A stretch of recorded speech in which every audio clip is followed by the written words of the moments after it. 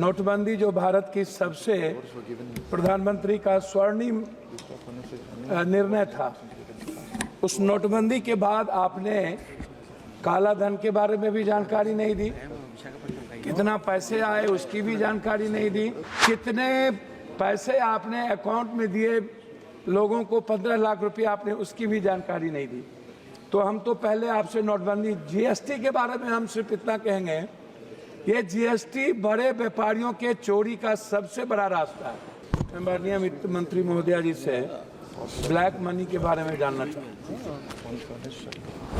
और नोटबंदी जो भारत की सबसे प्रधानमंत्री का स्वर्णिम निर्णय था, उस नोटबंदी के बाद आपने काला धन के बारे में भी जानकारी नहीं दी, कितना पैसे आए उसकी भी जानकारी नहीं दी, जाली नोट में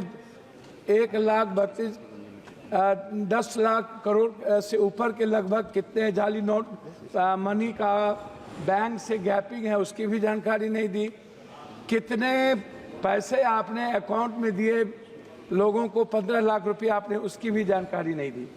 तो हम तो पहले आपसे नोटबंदी जीएसटी के बारे में हम सिर्फ इतना कहेंगे, ये जीएसटी बड़े व्यापारियों के चोरी का सबसे बड़ा रास्ता है। और मिडिल क्लास व्यापारियों का हिंदुस्तान में एक कपड़े की कीमत है हमारी 200 रुपया और जीएसटी भी हम देंगे 200 रुपया। मिडिल क्लास को कितना मुनाफा होता होगा यह भारत सरकार का दिल ही जानता है। हम इस पर कुछ और नहीं कहेंगे। हमारा दूसरा चीज है, मंत्री जी भ्रष्टाचार पर कुछ आप अलॉट करिए पैसे को, इसको खत्म करने के लिए माननीय इस पर एक अलग बजट पप्पू यादव जी आप चेयर को एड्रेस यह सबसे बड़ा प्लीज काइंडली एड्रेस, यह सबसे बड़ा इंपॉर्टेंट है। दूसरा चीज, बिहार को 5% जीएसटी इस बार आपने कम क्यों किया, ये आपको बताना चाहिए कि बिहार को 5% बजट आपने इस बार कम किया है, वो किस आधार पर किया है। दूसरी चीज, झारखंड का लगभग 1,36,000 करोड़ रुपया आपने जीएसटी का आप रोक रखा है, आपको ये भी बताना चाहिए। तीसरी चीज, 400 रुपया कब तक आप पेंशन देंगे, कब तक?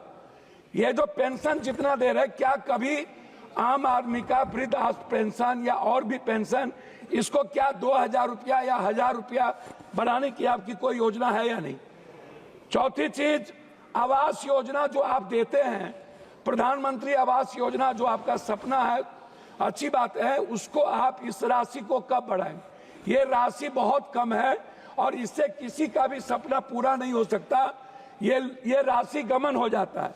ओडीएफ जो शौचालय की व्यवस्था है, इसमें भी राशि बिल्कुल कम है, इसमें भी बढ़ाने की जरूरत है। चौथी चीज, पांचवी चीज, आंगनबाड़ी, ममता आशा रसोईया, सुप्रीम कोर्ट का ऑर्डर है कि आंगनबाड़ी को सेविका को 25,000 और सहायक सेविका को 18,000, आशा और रसोईया को आपने इस पर कोई ग्रांट में भी और बजट में भी आपने नहीं लाया।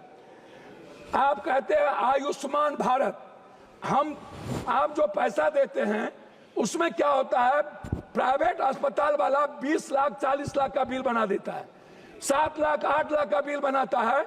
आप सोचिएगा मिडिल क्लास और गरीबी रेखा, क्या आयुष्मान भारत में आप ऐसा करिए मंत्री महोदया जी, अल्ट्रासाउंड, सीटी स्कैन, एमआरआई जांच और दवाई को आप फ्री कर दीजिए, आप मत दीजिए आयुष्मान, कृपया इतना चेयर को एड्रेस कीजिए, इतना चीज फ्री कर दीजिए। चौथी, सभापति महोदय थैंक यू, 2 लाख करोड़ रुपया हम पर बिहार में कर्ज है, 2 लाख करोड़ रुपया। और बिहार सरकार आज नहीं, चाहे जिसकी भी सरकार हो, वर्तमान हो कोई भी हो, उन्होंने और हमारे प्रधानमंत्री गांधी मैदान में विशेष राज के दर्जा की बात की थी। लेकिन जब हम लोग अटल जी के समय, हम लोग नीतीश जी और भी सभी साथियों के नेतृत्व में मिले थे, तो हम लोग विशेष पैकेज का एक बड़ा रूल दिया था।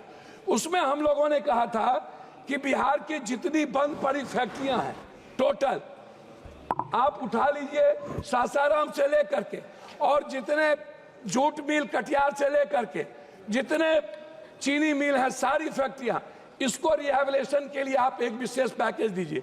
उसको भी आपने नहीं किया।